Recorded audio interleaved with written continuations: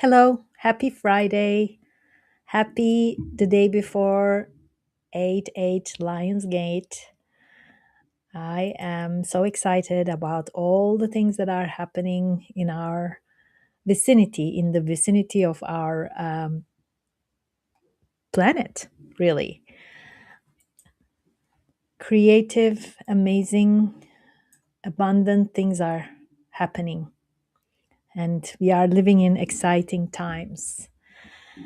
And today's session, today's live is about um, about boundaries that liberate, saying no with clarity and compassion.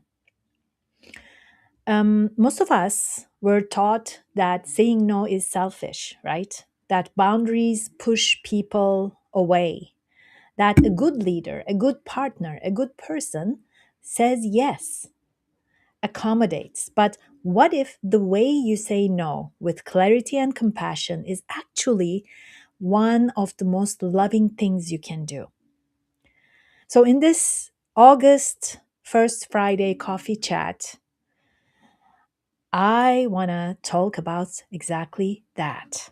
And whether you are joining me live or watching the replay, and please remember if you are watching the replay, put hashtag replay in the comments.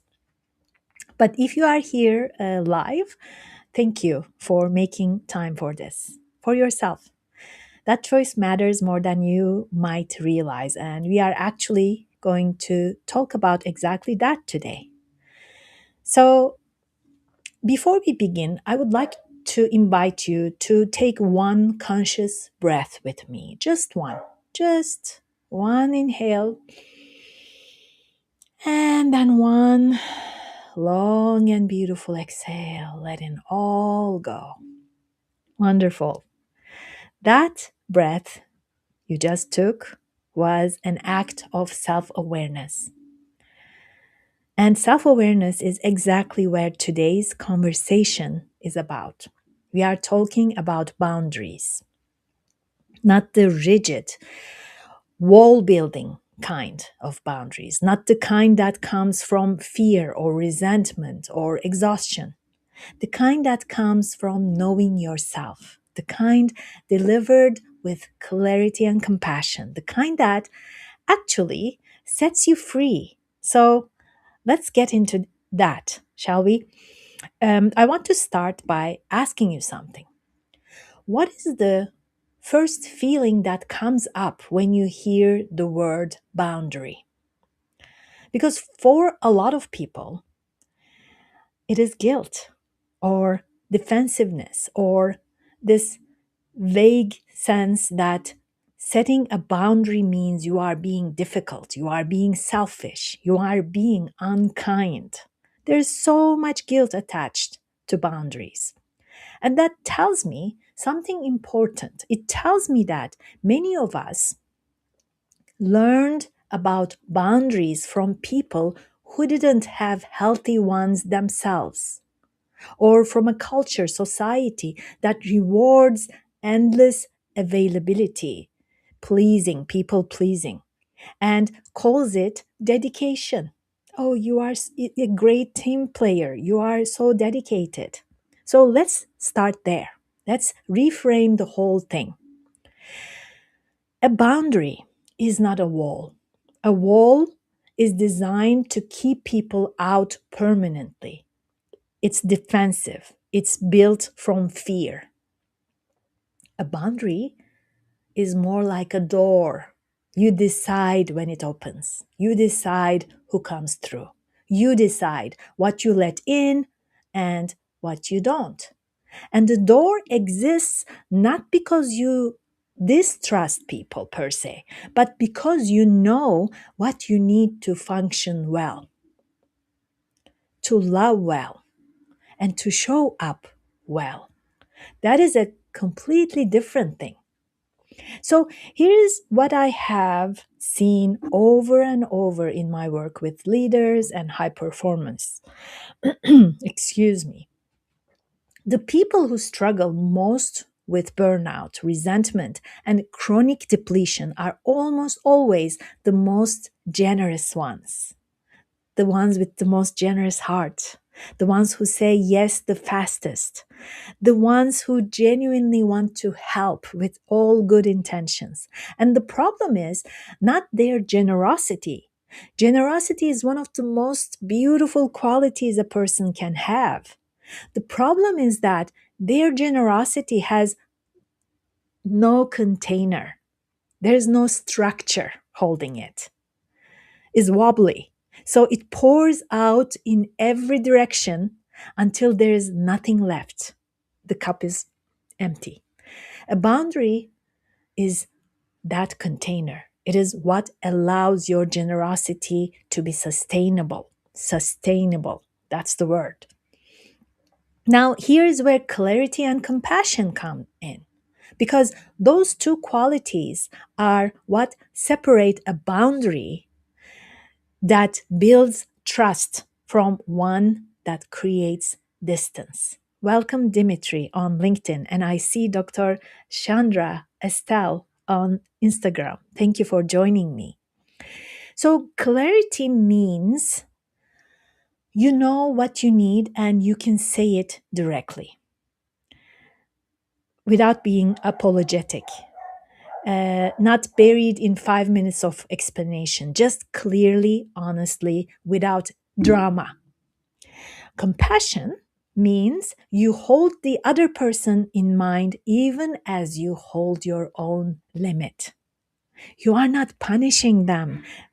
Setting a boundary is not punishment.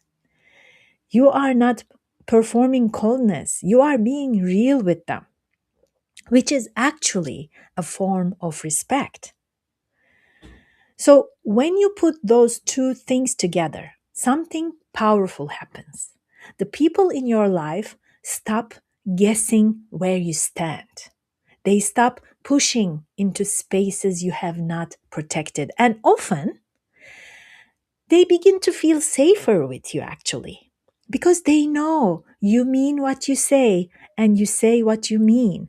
Because people with boundaries sometimes they say that they will do something and they end up not doing it because that yes was not coming from their heart.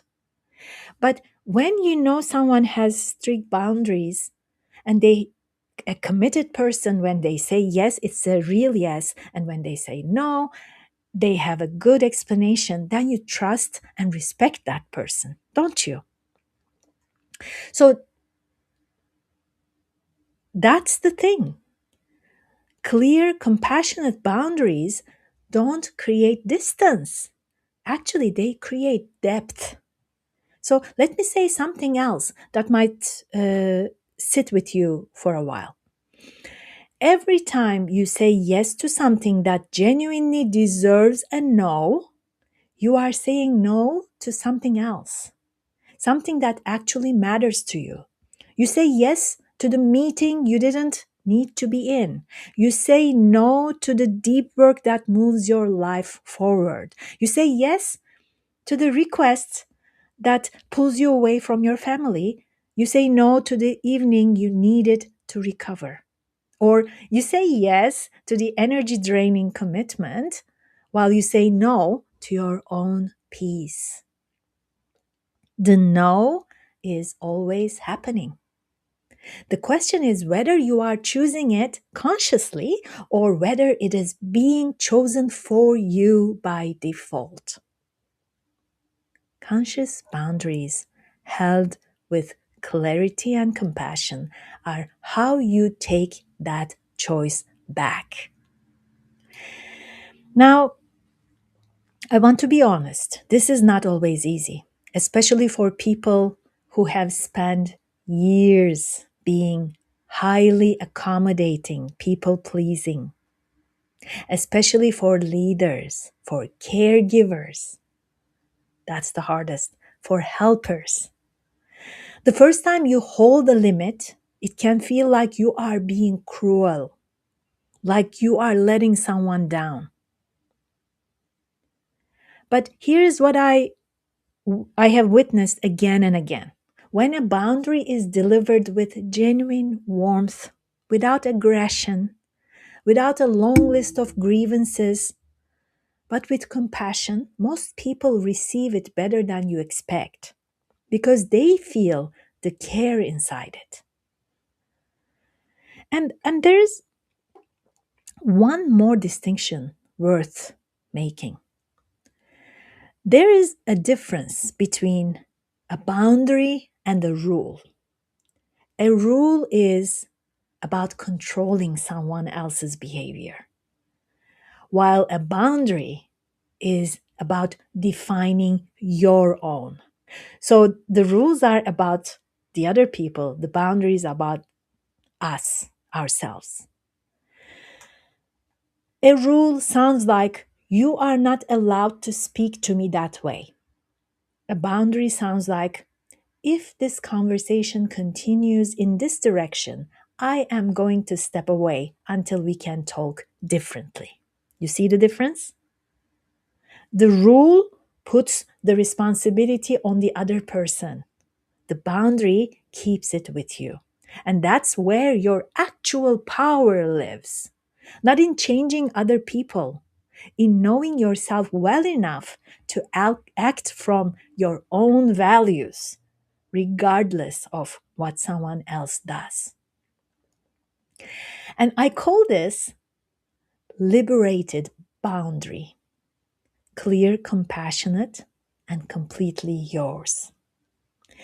So, as I always do for my first Friday coffee chats, I come up with a few tools to share with you, and I will give you some journaling prompts at the end too, which I will also share in the comments of this video.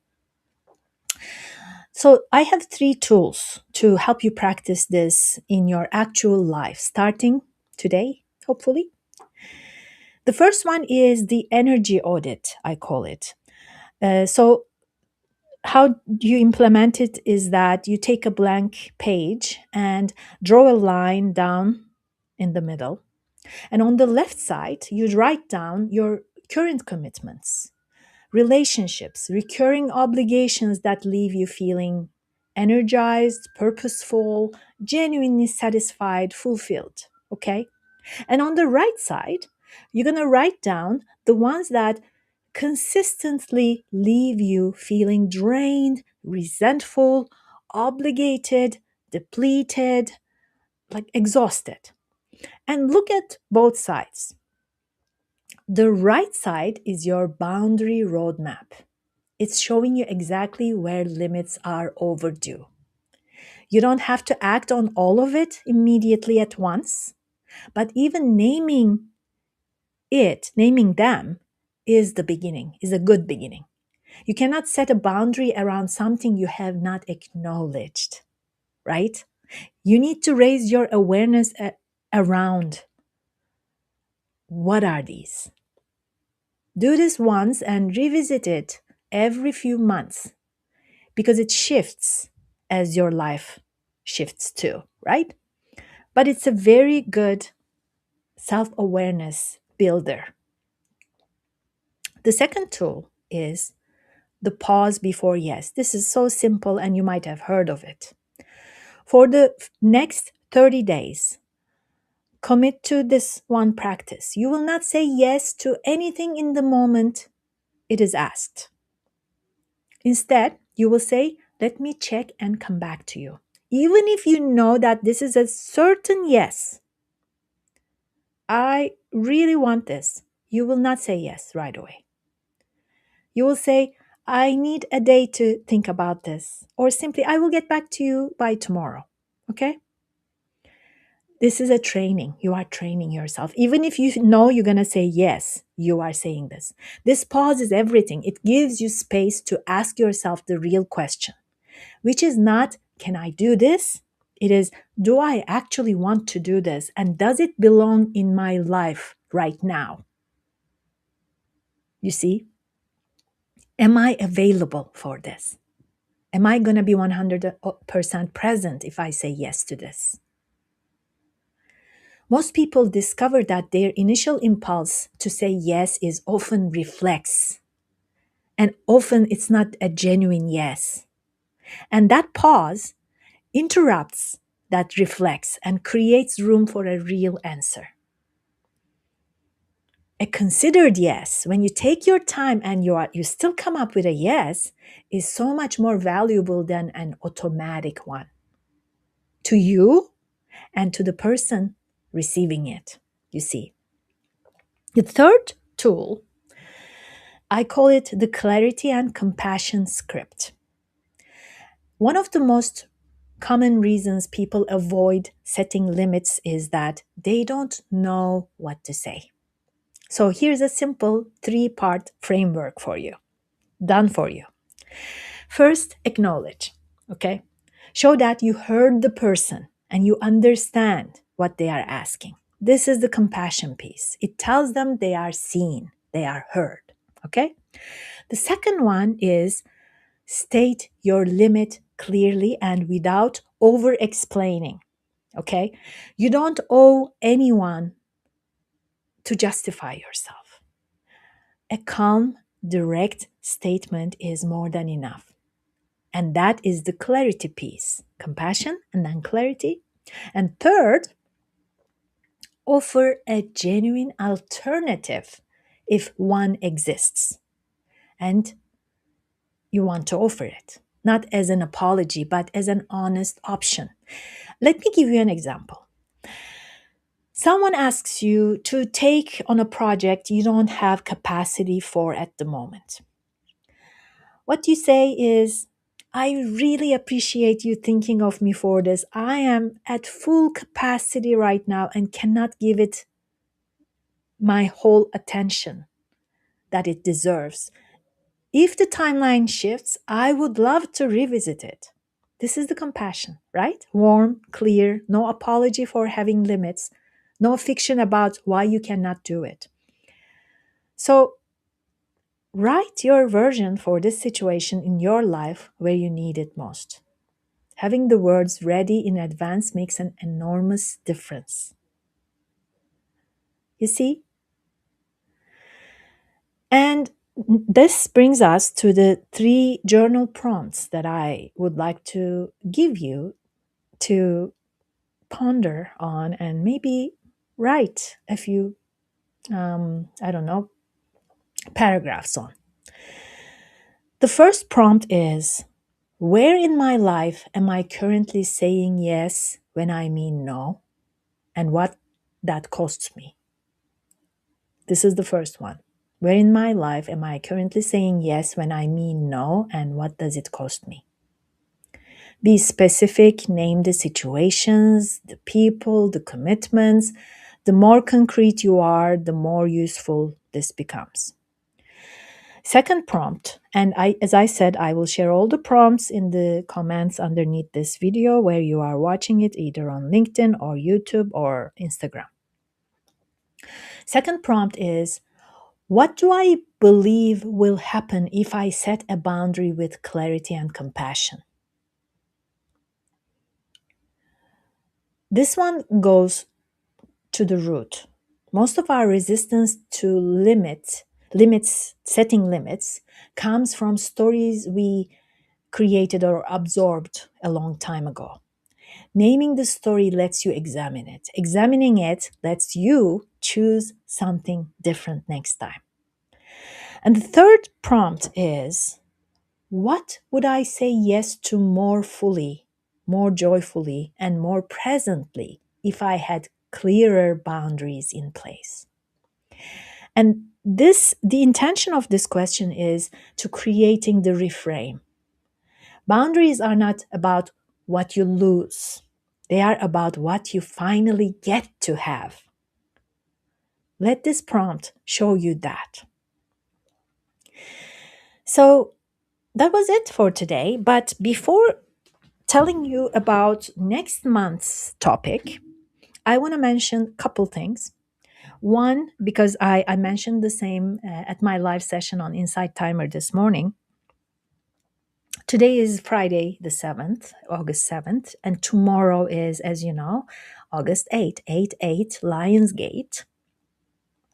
And We are in the sign of Leo, obviously, but tomorrow, um, sorry, not tomorrow, on Wednesday, August 12th, we have a total solar eclipse coming. And it is also on on new moon in Leo. So we are uh, enveloped by Leo energy. And it Leo brings abundance. Leo brings like satisfaction. Leo brings good changes. Sovereignty is one of Leo's power. Is one of Leo's um, qualities, characteristics. So we are going through really powerful times, and we are within the Lions Gate portal. But tomorrow it peaks. So I wanted to remind that to you. Be connected to yourself and acknowledge and celebrate this. And new beginnings are in the air, literally. On Wednesday, on the total solar eclipse, the solar eclipse is happening on a new moon. In general, total solar eclipses happen in full moon. This time it's happening in a new moon. And I find it very meaningful because new moon is when we start anew, when we give ourselves permission to start again, creating new things, newness, all the exciting things. And interesting enough, I'm a part of the Trilogy Council for the upcoming three um, total solar eclipses by the IMXB company, who that is creating the solar eclipse festivals, which this one is happening in in Iceland, and I'm traveling there on Sunday, as of Sunday, and I will arrive there on Monday on the 10th, and the eclipse is on the 12th, and we call it a trilogy because we have three solar eclipses in a row in 2026, 2027, 2028. And this one, we call it the activation eclipse. And this eclipse, because it is happening on a new moon, it is so meaningful because it is activating us as human beings. And it's so powerful. The second one will be next year in August again in Egypt. And we call that one initiation.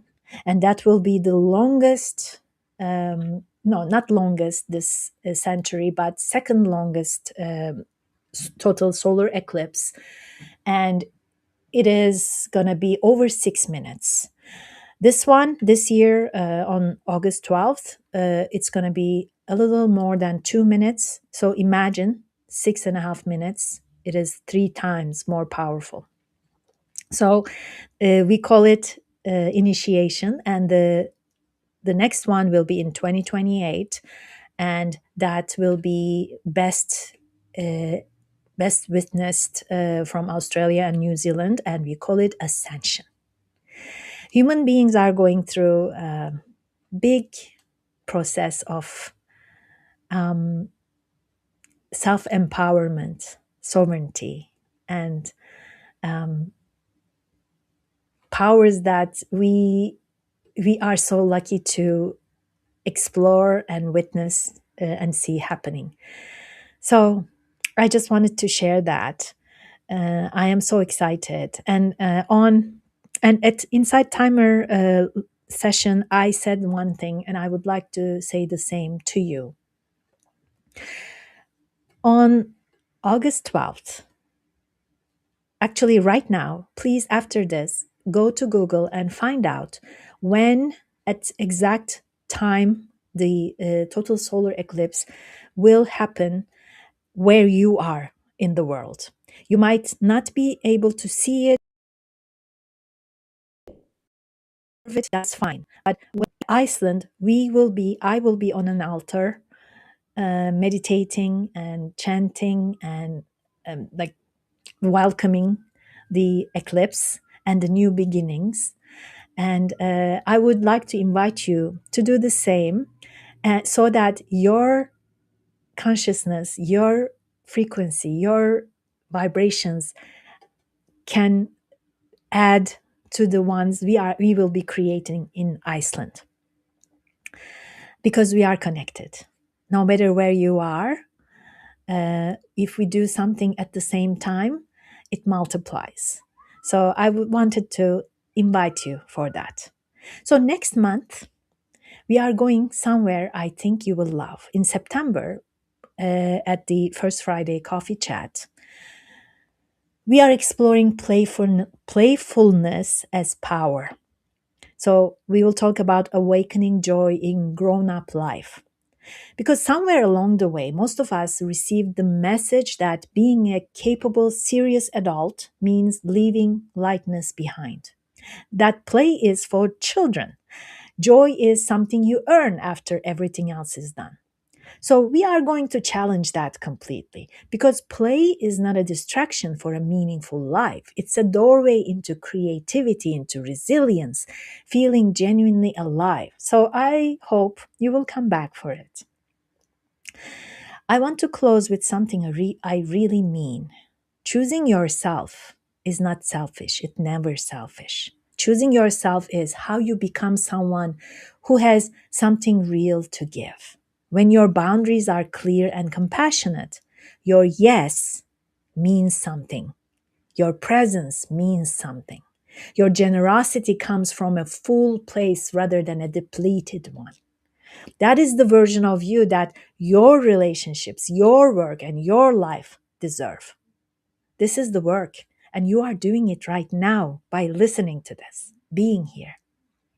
One small thing before I let you go: if you are in a season of inner work and you are looking for a companion resource, my friend Tara and I created an ebook.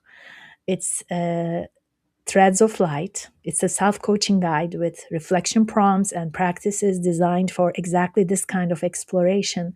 And the link is in the comments. I will put that in there too, if you want to take a look. Take good care of yourselves. Have a beautiful August. And I will see you in September. Bye bye for now.